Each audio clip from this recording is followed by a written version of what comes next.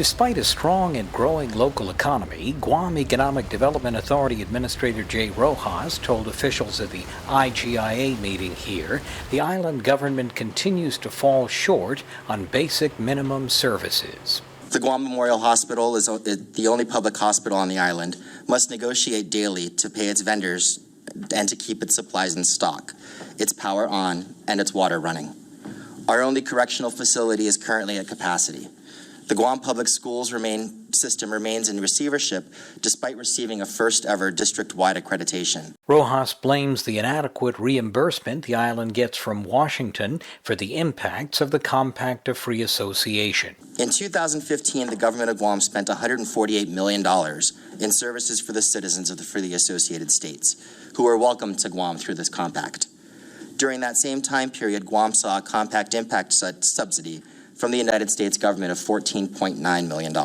Or 10% of the cost of services that Guam offers FAS migrants invited by an agreement between sovereign nations and the United States, not the government of Guam, Rojas stressed.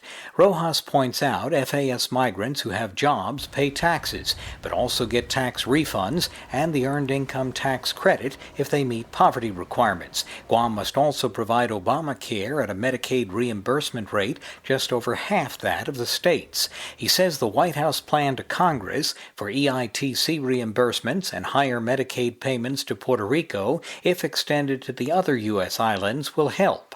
As for Medicare reimbursement, Guam's only public hospital, which is currently in dire financial stress, has not received a rebasing of its Medicare reimbursement since the last century. Rojas, standing in for Governor Calvo, who is at the Micronesian Chief Executives meeting in Palau, says Calvo's request to meet with Health and Human Services Secretary Sylvia Burwell was denied twice, so meetings were held with Medicare and Medicaid officials who promised Calvo a determination soon. 5 months later, soon became shortly.